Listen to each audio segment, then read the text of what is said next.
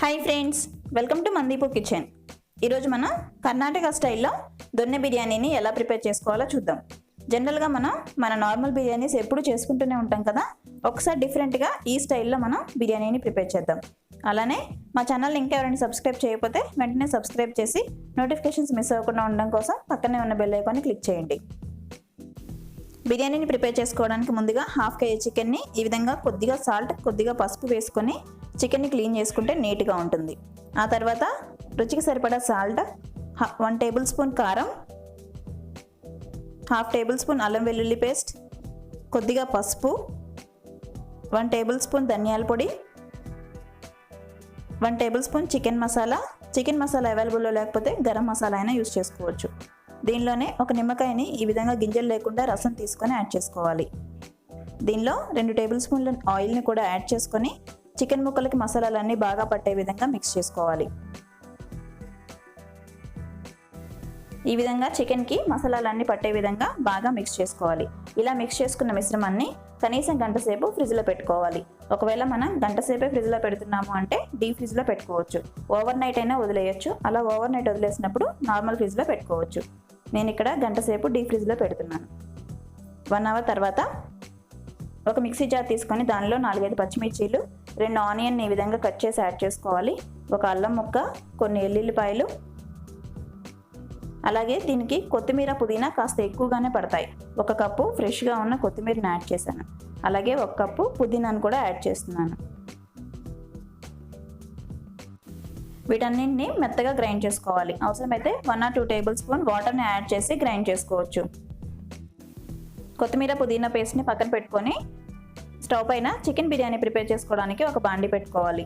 దీనిలో 3 నుంచి 4 టేబుల్ స్పూన్ల ఆయిల్ని యాడ్ చేసుకోవాలి.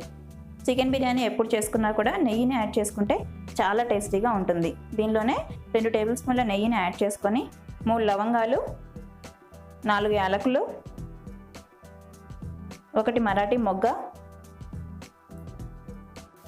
కొద్దిగా దాల్చిన చెక్క, 2-3 బిర్యానీ ఆకులు వేసుకొని డ్రై ఐటమ్స్ అన్నీ ఫ్రై చేసుకోవాలి. ఇవన్నీ ఫ్రై అయిన తర్వాత ఒక ఆనియన్ని చిన్న చిన్న ముక్కలుగా కట్ చేసుకొని యాడ్ చేసుకోవాలి. ఆనియన్ మరీ ఎర్రగా అవసరం లేదు, పచ్చి వాసన పోయేంత వరకు ఫ్రై చేసుకుంటే సరిపోతుంది. ఈ విధంగా ఫ్రై చేసుకొని మనం ముందుగా పక్కన పెట్టుకున్న చికెన్ని యాడ్ చేసుకోవాలి. దీన్ని 1 అవర్ పాటు ఫ్రిడ్జ్లో పెట్టాను. ఈ విధంగా ఫ్రిడ్జ్లో పెట్టడం వలన మసాలాలు పట్టేసి చికెన్ అనేది సాఫ్ట్గా అలాగే టేస్టీగా అవుతుంది. ఈ విధంగా యాడ్ చేసుకొని ఒకసారి రొటేట్ చేసుకుంటూ బాగా మిక్స్ చేసుకోవాలి. ఆ తర్వాత మూత పెట్టి సెమీ బాయిల్ అయ్యేంత వరకు మనం చికెన్ని ఫ్రై చేసుకోవాలి. 2-3 నిమిషాలకు ఒకసారి అడుగంటకుండా చికెన్ని మిక్స్ చేసుకుంటూ ఫ్రై చేసుకోవాలి.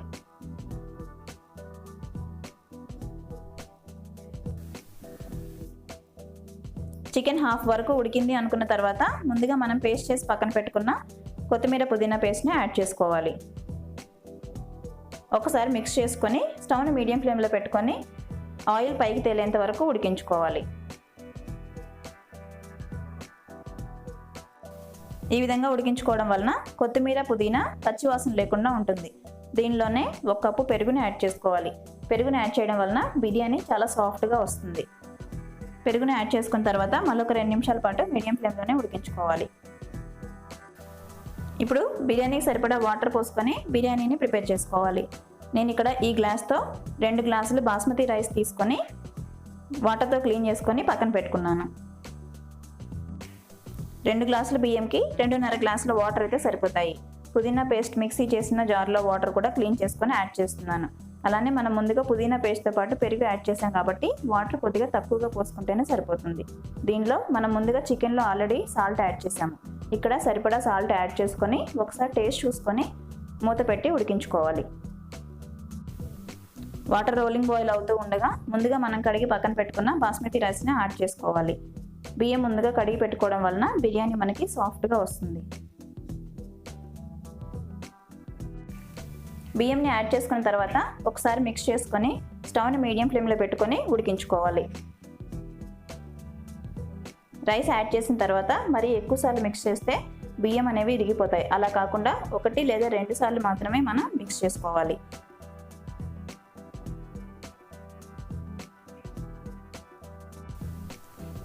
బిర్యానీలో వాటర్ కంప్లీట్ అయిపోయినాయి అనుకున్న టైంలో స్టవ్ని లో ఫ్లేమ్లో చేంజ్ చేసుకొని ఉడికించుకోవాలి, లేదంటే బిర్యానీ అడుగున మాడిపోతుంది.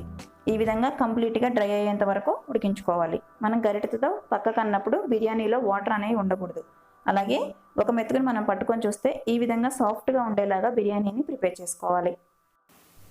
అంతే, ఎంతో టేస్టీగా ఉండే కర్ణాటక స్టైల్లో దొన్నె బిర్యానీ రెడీ అయిపోయింది. మీకు కూడా నచ్చినట్లయితే మీరు ఒకసారి ట్రై చేసి టేస్ట్ ఎలా నచ్చిందో కామెంట్స్ రూపంలో మాకు తెలియచేయండి. అలాగే వీడియో నచ్చినట్లయితే లైక్ చేసి, షేర్ చేసి, సబ్స్క్రైబ్ చేయడం అస్సలు మర్చిపోకండి.